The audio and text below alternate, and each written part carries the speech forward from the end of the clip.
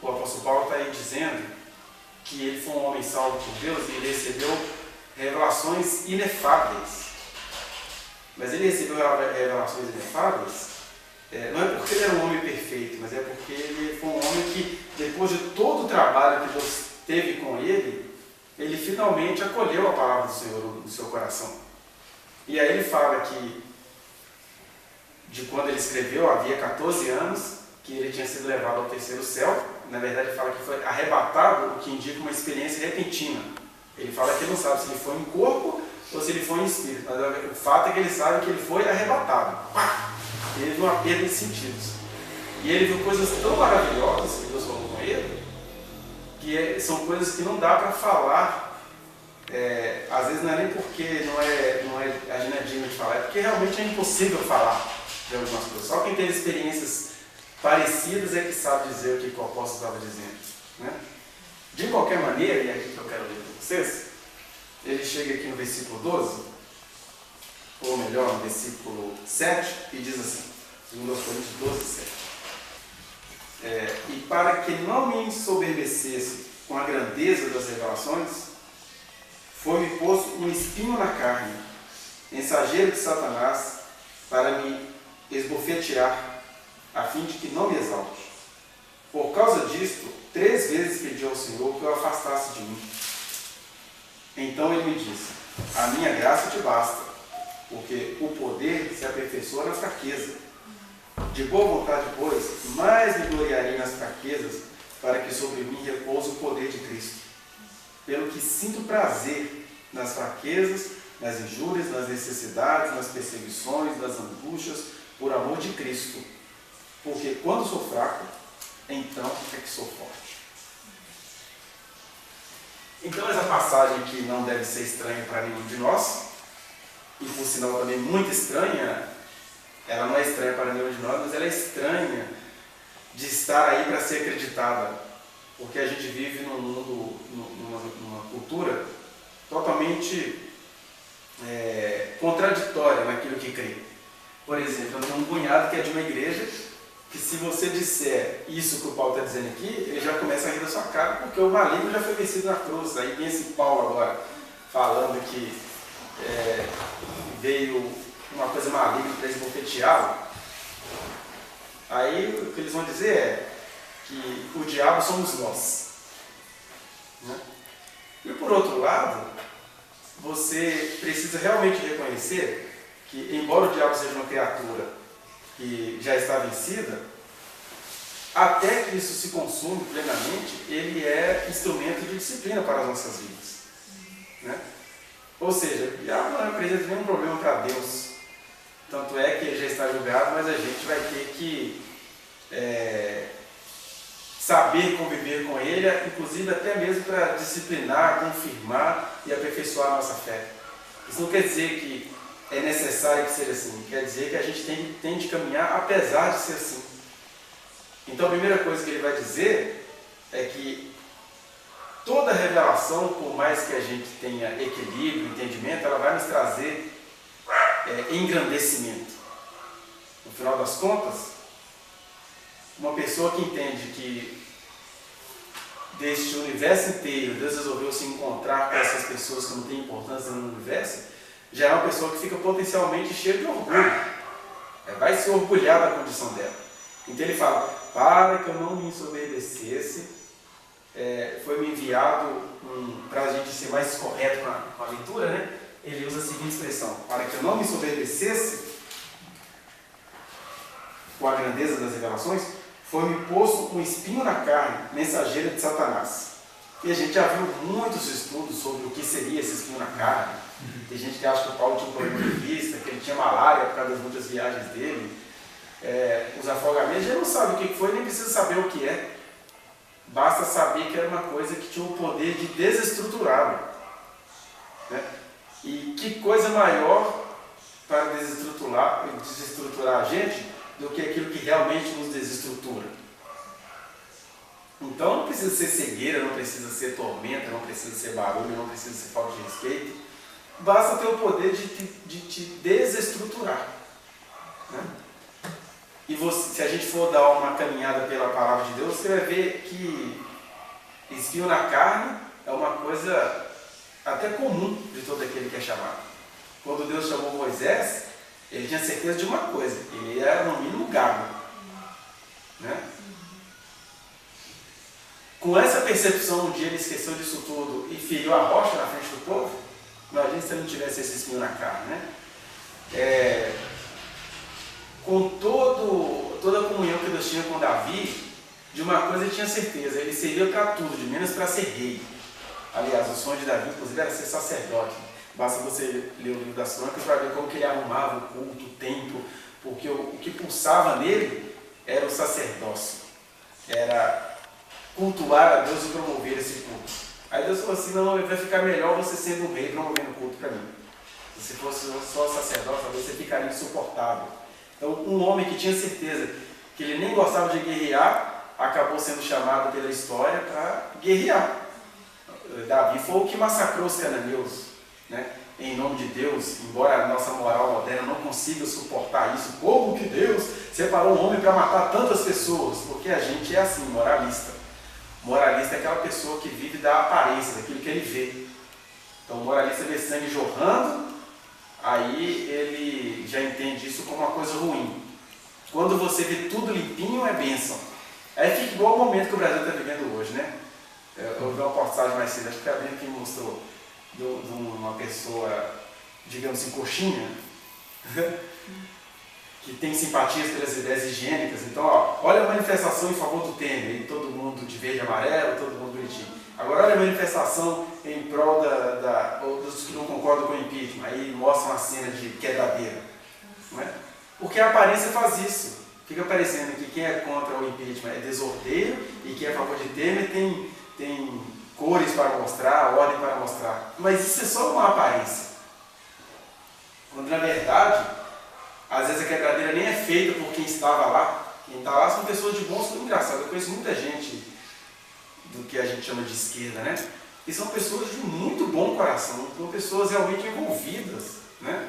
E elas têm que levar a peste de ser chamado de analfabeto, de ser chamado de desordeiro. Jesus foi chamado de desordeiro. Eu acho engraçado o crente cair nesse discurso, né? Porque ele serve a um Deus que foi chamado de desordeiro. Falava que ele tumultuava o povo. O Paulo que escreveu isso aqui foi chamado de desordeiro. Né? O pessoal de Éfeso mandou ele embora. Sai do nosso meio que você está tumultuando o nosso povo. Desordeiro, esquerdopata. Né? E nem seria esse caso. É porque você vive no mundo das aparências. Onde as pessoas elas querem ver que tudo está muito bem, que o presépio está funcionando, sem se lembrar de que é presépio. Né? Um presépio funcionando não serve para nada. Mas serve para fazer turismo. O Natal está chegando, né? Então você vai ver aquela presepada funcionando. Mas para que serve aquilo? Aquele trem automático? A água caindo, o menino lá na manjedoura. Mas a gente gosta disso, está funcionando. Né? As instituições estão em ordem. O presépio está funcionando. Agora, a verdade, não, a verdade ela causa bagunça.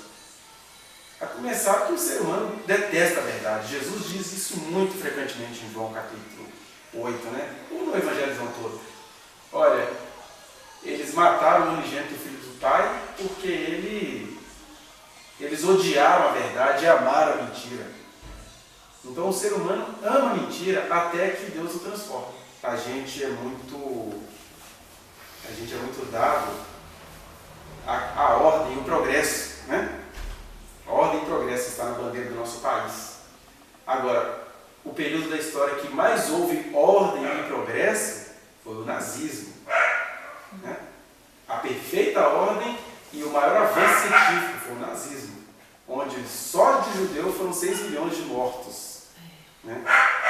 Então, a gente tem que tomar muito cuidado, porque quando você começa a misturar a fé com as suas preferências humanas, aí você virou servo do diabo e não está sabendo. E é para que a gente não caia nisso que o Paulo diz: para que não me soberbecesse com a grandeza das revelações, foi-me posto um espinho na carne. O espinho na carne é exatamente isso. Olha, você não tem controle de tudo,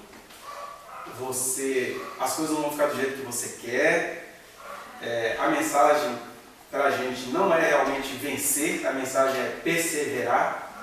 Jesus falou, aquele perseverar até o fim. Apocalipse fala que os servos do Cordeiro, eles iriam perseverar contra a besta, né? Mesmo sendo mortos pelo espírito da besta. Então, o convite é que a gente persevere. E aí, para que a gente não se ensoberbeça, nós temos esse espinho na carne. E o que seria esse espinho na carne? Cada um sabe qual é o seu. Né? Cada um sabe qual que é o seu espinho na carne. Qual é a família a qual pertence, quais são as doenças que tem. Eu falei aqui de Moisés, de Davi, poderíamos falar de Salomão. De repente, os provérbios de Salomão foram produzidos, que a gente tanto idolatra, por causa do espinho que ele tinha na carne, que ele via a realidade, tinha um entendimento claro de como que aquilo ali acontecia, e chorando e grunhindo de dores, ele produziu os provérbios. Né? Quando a palavra de Deus fala que Deus, quando se fez homem, era homem de dores que sabe o que é padecer, é porque ele sabia o que é padecer. Né? Então, a gente começa a compreender que são as dores que fazem a gente produzir a vontade do Senhor na nossa vida. É isso que ele chama aqui de espinho na carne. Afinal de contas, ele está escrevendo isso aqui dentro de uma prisão. Ele estava preso quando ele escreveu o 2 Coríntios. Né? Então, ele foi um homem chicoteado, um homem preso, um homem que vivia sendo contestado, que a gente fica exaltando as obras dele, mas toda a obra dele terminava em tumulto, e quando não terminava em tumulto, terminou em morte. Ele começou a escrever, foi julgado e foi degolado. Né? Ele até fala isso, né, que ele estava sendo oferecido como libação. Né? Agora, isso não quer dizer uma exaltação à desgraça, não. Isso só mostra que nós somos alcançados, o nosso pensamento foi alcançado num mundo caído. O nosso pensamento foi alcançado num mundo que odeia tudo aquilo que Deus quer que a gente anuncie. Né? E você não precisa nem anunciar, basta você crer. Basta você crer para você ter problemas mentais, basta você crer para você ouvir todo mundo zombando daquilo que você crê. Por exemplo, eu tenho um curso, né? E todo mundo aqui que está fazendo curso superior sabe disso, que curso superior, ele não combina muito com a fé em Cristo Jesus. Engraçado, você tem muitos diplomados que têm aquela fé pagã, e ninguém questiona isso. Mas você tem diplomados que acreditam em horóscopo, diplomados que acreditam, eles não acreditam em nada, são ateus, mas eles acreditam em energia positiva, eles acreditam em um monte de coisa, e você tem até diplomados dessas igrejas que são verdadeiras alienações, né? Que acreditam na magia, no poder, numa campanha, e eles são grandes defensores. Né? Aliás, falando da minha profissão, a profissional que mais me envergonha no Brasil é uma evangélica, né? Dessa Mulher de Deus. Eu cito o nome dela porque é público o que ela faz. Né? A psicóloga Marisa Lobo. Então, é uma psicóloga que, com todo o conhecimento que ela tem e que ela poderia utilizar a fé em Deus de acordo com a lógica do Espírito Santo, o que ela faz? Ela usa a fé dela em Deus de acordo com o que a religião prega. Então, ela está aí na caça às bruxas, ela quer defender a família tradicional, ela se alinhou a tudo aquilo de ruim que existe no meio evangélico. Aí onde que entra o espinho na carne? É quando você vê que a verdade te habita, que Deus te colocou percepções, mas tudo isso acontece com muita dificuldade. E no final das contas você só tem uma convicção. O que acontecer disso, eu tenho plena consciência que foi pura obra do Senhor. Mas isso é até bom, que é para a gente não ficar, por exemplo, achando que a nossa estratégia vai fazer a gente virar um Moisés, até porque você pretender virar um Moisés é uma tragédia, é idolatria. Por outro lado, também, você não reconhecer que Deus pode fazer com você igual ou mais do que Ele fez com Moisés, também é tragédia. Quando a gente entende isso, quando você não olha para Moisés como só com ele podia acontecer isso, mas também não olha para você, isso não pode acontecer comigo, aí o espinho vai deixando de doer, né? O espinho vai deixando de incomodar. Porque quando fala que foi lhe colocado o espinho na carne, também não quer dizer que isso é eterno, não. O espinho na carne é colocado até ele deixar de fazer efeito. Quando ele fala, por exemplo, que ele orou 3 vezes. E a resposta de Deus para ele foi: a minha graça te basta, porque o poder se aperfeiçoa na fraqueza. Ele não está dizendo que aquilo ali é uma coisa eterna. Ele só não respondeu as 3 orações de Paulo. Né? Aí é aquela história: como você parar de orar por isso e apenas viver a realidade que eu coloquei dentro de você, aí espinho vai deixar de ser espinho. O incômodo vai deixar de ser incômodo. Mas como essas coisas são fáceis só na teoria, na prática elas não são fáceis, então a gente tem que ficar o tempo inteiro dando voltas, né, ao redor dos nossos dramas pessoais. Quanto menos a gente entende o porquê desse espinho na carne, mais a gente enlouquece mesmo. Né? E quando eu falo de enlouquecer, vai desde questões ditas psiquiátricas até questões mesmo da vida cotidiana. Por exemplo, não é legal a gente ficar pregando sobre dízimo, mas toda aquela pessoa que realmente foi alcançada pelo amor de Deus no seu coração vai lembrar que Jesus disse 2 coisas. Primeiro, a seara é grande e são poucos os trabalhadores. E essa palavra vale para hoje, porque a seara continua imensa e os trabalhadores continuam escassos, e o que vocês veem aí que acham que são trabalhadores da seara, na verdade são mercadores da palavra. Né? Então a seara continua grande, poucos os ceifeiros, e aí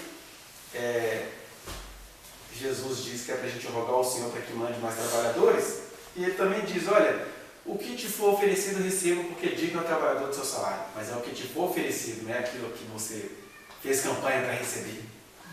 Né? E ele também disse: olha, não precisa ficar correndo atrás do seu sustento, porque olha as aves do céu, não semeiam, não colhem, nem ajuntam celeiros. Elas não semeiam, não colhem no sentido que a gente dá o termo, né? No sentido do trabalho que o ser humano dá. Porque na verdade a ave, quando elas estão vivendo, elas estão semeando. Aliás, a principal utilidade da ave na natureza é semear, né? Quando a gente está mudando para essa casa, a gente viu aqui a obra dos morcegos. Eles habitaram aqui por um tempo, estava tudo escuro. Então você via assim, cacas e sementes derramadas no chão. Ele está vendo? Ele nem sabe, mas é o trabalho que ele realizou.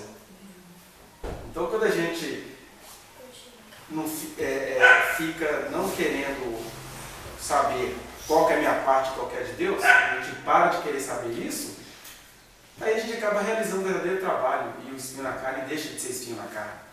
Né? Ele seca, ele sai. Mas eu estava dizendo que se por um lado a gente não tem que ficar pregando sobre o sustento, por outro lado Jesus convida a gente a crer que o sustento vem dele. E o sustento vem dele pelos meios mais inimagináveis.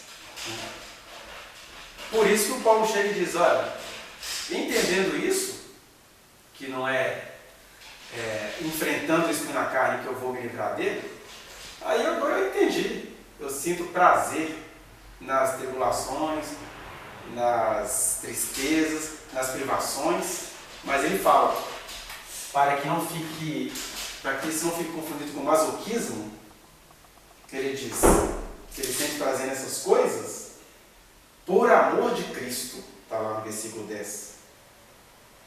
Então,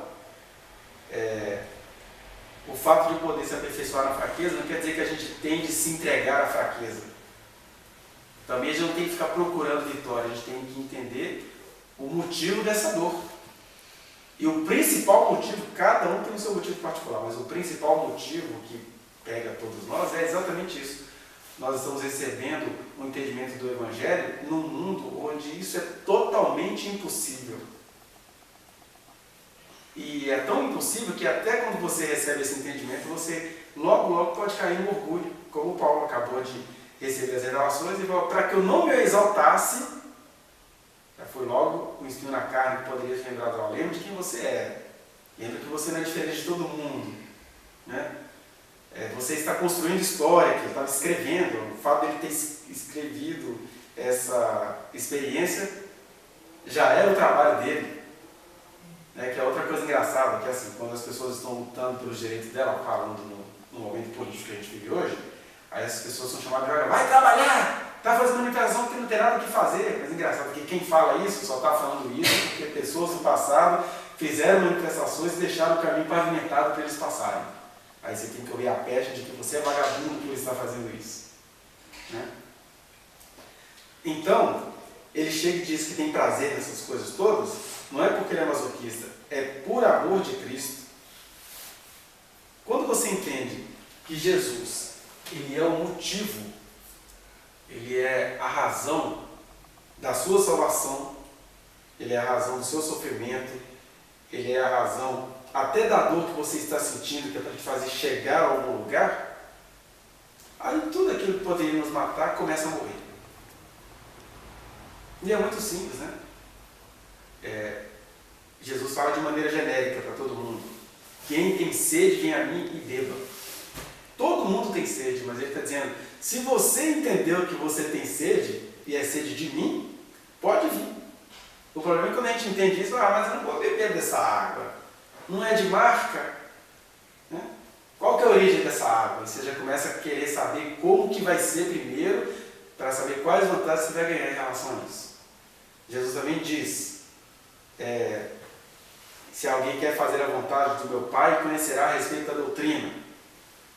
Aí a gente primeiro quer conhecer a respeito da doutrina para saber se vai dar para fazer a vontade do Pai. Então, por um lado, ele nos convida de maneira genérica, ele mostra qual é o nosso problema de maneira genérica. Mas ele também vai mostrando qual é o nosso problema pessoal. E aí cada um aqui precisa saber qual é o seu problema pessoal diante de Deus e dizer, Senhor, eu vou entregar isso nas tuas mãos. Eu vejo isso muito quando eu vejo as pessoas recebendo profecia, né? E nesse texto que a gente está meditando aqui, é bom que fique claro que nós estamos falando aqui de um homem que é o ideólogo do Evangelho, porque Jesus morreu, ressuscitou e se revelou ao apóstolo Paulo. O apóstolo Paulo começou a escrever sobre as verdades que ele estava recebendo. Mas o que a gente esquece é isso. Ele estava recebendo, era revelação.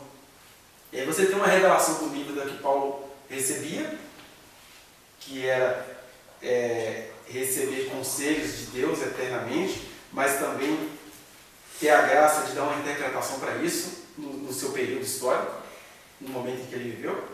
Mas você também tem outras revelações que são essas que a gente recebe. Por isso que eu hoje estou num momento que eu não consigo nem congregar em nenhuma igreja de fetiche e também não consigo congregar em movimentos, talvez como um caminho da graça. Por quê? Numa, a gente vive de fetiche. Na outra, mais colegiada, você vive do regimento. Né? De acordo com o regimento, você não pode comprar lâmpada desse quilate aí, né? Desse kilowatt, porque não está no regimento, vamos ter que votar um projeto, é tudo colegiado, tudo presbiteriano. Mas você também vê que você não se encaixa no que o pessoal chamaria de graça, porque é uma graça também muito moralizada, porque ai de Deus se Deus se revelar. Não estou dizendo que todo mundo que está nesses lugares todos pensam assim, mas o projeto como um todo é assim. Né? Então, essas pessoas vivem estudando as epístolas de um cara que recebeu uma revelação, mas eles não admitem que Deus possa falar. Eles não, até a gente mesmo. Se Deus aparecer aqui, fica todo mundo meio bravo. Só que eu, como ser humano, me coloco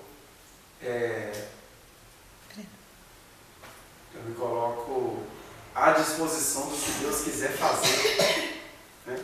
Porque o que Deus quer fazer é continuar se revelando. Ele é eterno. Ele deu para a gente as proposições eternas da sua palavra, mas ele tem coisas a dizer acerca de cada um de nós. E ele quer dizer a cada um. Então, essa dinâmica, né? De um lado, ele espera que aqueles que ele chamou se reúnam uns com os outros. Porque, sobretudo, ele se revela na comunhão. Nisto conhecerão que todos sois meus discípulos, se tiveres amor uns aos outros. Né? Não deixe de congregar, é nesse sentido. Por outro lado também, ele se revela quando a gente tem uma vida pessoal com ele, por isso que ele fala que Em vez de a gente ficar enfatizando só o encontro público, cada um precisa entrar no seu quarto, fechar a sua porta, falar com o Pai em secreto. Então são dois movimentos dinâmicos, tão diferentes e tão complementares, né? É você se reunir uns com os outros e você buscar a Deus na sua intimidade. Afinal de contas, o Paulo só teve essa revelação que ele fala aqui, porque ele tinha uma vida intensa de comunhão, de escrever cartas, mas ele também tinha uma vida intensa de ouvir a voz daquele que se revelou para ele um dia. Então a gente precisa, na nossa geração, assumir isso, né? Que eu não vou me entregar ao colegiado, não vou me entregar aos fetiches da nossa cultura brasileira e também não vou me entregar ao logicismo de uma reunião que não deixa Deus se revelar a quem Ele quiser. Né? Eu não sou o profeta aqui. Profetas somos todos nós. A promessa diz que Ele se derramou sobre toda a carne daqueles que creem nele. Né? Então Ele se revela a todos nós. Então o espinho na carne é esse, de repente. Eu fico imaginando, no caso de Moisés, por exemplo, a Bíblia fala que ele era versado em toda a ciência do Egito. Aí de repente Moisés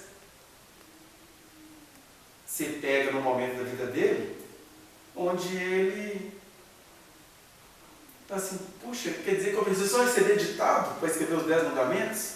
Eu preciso receber ditado para escrever novos aqui? Cadê a minha ciência do Egito? Né? Talvez a ciência do Egito o ajudou a estruturar aquelas leis que ele conhecia de leis egípcias, leis babilônicas. Mas na verdade a ciência do Egito não fez aquelas leis. Foi ele com a comunhão dele com Deus. Foi na comunhão dele com Deus que aquilo tudo foi gerado. E olha, eu digo para vocês, para encerrar aqui. Deus continua precisando de pessoas. Paulo então diz que ele sente prazer nessas coisas, não é porque ele é masoquista, mas ele sente prazer nessas coisas porque esse sentido tomou conta do seu coração. E aí, quando ele sente prazer nessas coisas por causa do sentido que invadiu o coração dele, tudo isso vai ao que Jesus disse para ele, né? A minha graça te basta.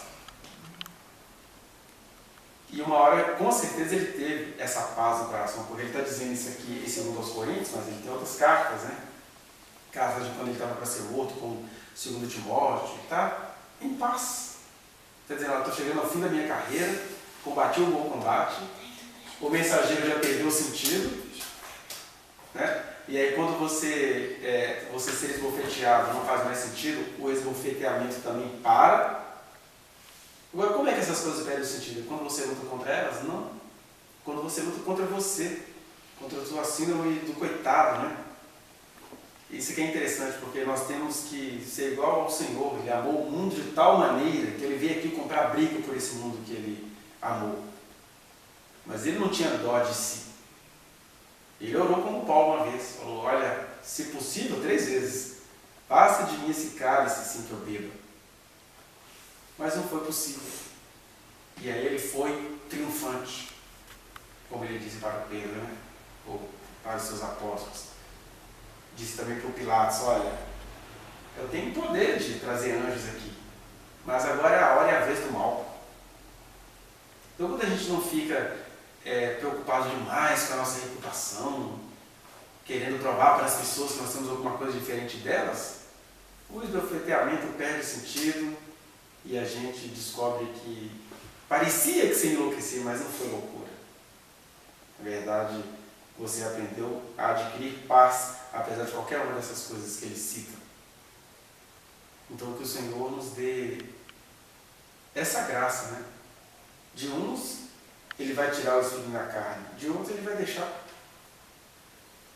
Porque isso vai sair por um outro método. Isso vai sair de uma outra maneira. E ele conhece a nossa estrutura e sabe que somos pó. Nós é que não sabemos que somos pó. A gente acha que o nosso pó é farelo de ouro, né? A gente fica cuidando dos nossos pozinhos. Então, que o poder dele se aperfeiçoe na nossa fraqueza. E nesse sentido, a gente precisa confessar a nossa fraqueza, não por complexo de inferioridade, mas por percepção cristalina da nossa humanidade. Né? Porque, de fato, quem somos nós mesmos? Né? Quem somos nós? Quando a gente entende isso, você faz o que é preciso fazer diante dos homens, mas você jamais abre mão daquela verdade maior que te alcançou. Então, que o Senhor nos abençoe e que a palavra dele desça aos nossos corações e nos conforte, né? Nos conforte em que sentido? Venha curar as nossas enfermidades. E se não for aquela cura instantânea que a gente fica vendo nesses cultos de televisão aí, aquelas hipnoses, que seja também a cura no sentido de, eu entendi, mas quanto mais estiver doendo, mais eu vou persistir, porque ele falou comigo. Eu acho que o Paulo valoriza isso, né? Ele falou comigo. Então, eu não preciso me exaltar, mas eu preciso reconhecer que aquele que criou todas as coisas deixou toda a sua glória e veio falar comigo. Então é blasfêmia minha ignorar isso. É blasfêmia minha não organizar a minha vida em redor disso. Porque ele usa todos os homens, a todas as pessoas, ele vocacionou todo mundo para alguma coisa, mas a alguns ele decidiu se revelar. E esses alguns, enquanto não entendem a preciosidade dessa revelação, por questões realmente práticas daquilo que a gente precisa fazer, vai ficando atormentado. Então não precisa, né? Que a gente possa acolher essa revelação que recebemos do Senhor, e cada um sabe qual é que recebeu, e que a sua graça nos baste. Amém?